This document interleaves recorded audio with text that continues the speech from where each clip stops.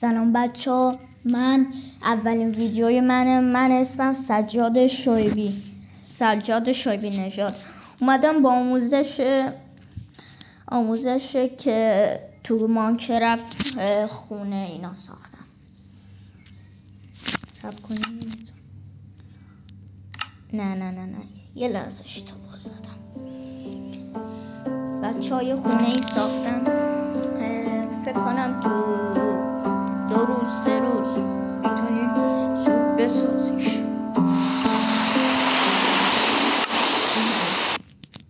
این بود.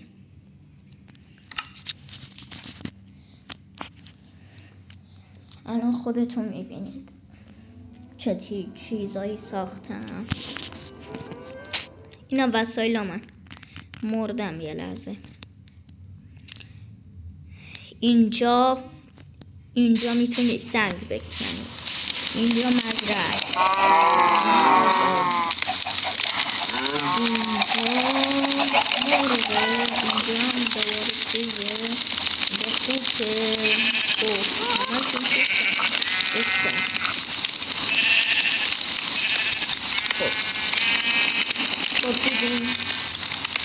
اینجا هم میتونم مثلا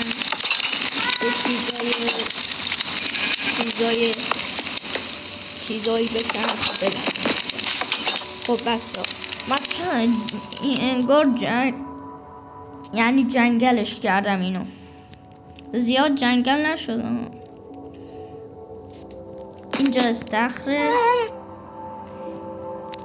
خب اینجا استخره. بعد این گست منه. ترپ میزنیم. خب میریم اینجا. از پشتش یه تهی رو ساختم. واقعا قشنگه. بعد میایم اینجا که اینجا تخت خواب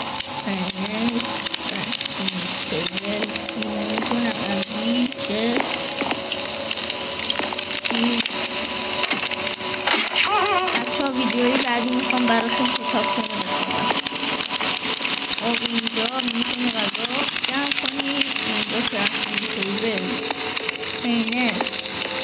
خب این که میتونی یه چیزا که بکنید. اینجا غذا. اینجا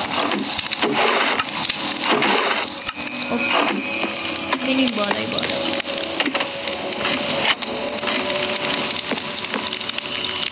اینجا گست منه. اینجا زندانه. مثلا دوستتون میاری اینجا زندانیش میکنه. الان من یه چیزی باید کردم. مثلا کسی اینجا یه چیزی باید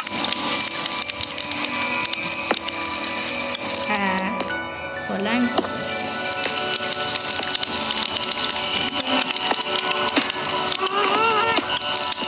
خب بچه ها، ممنونم که از این ویدیو خوشتون اومد. تا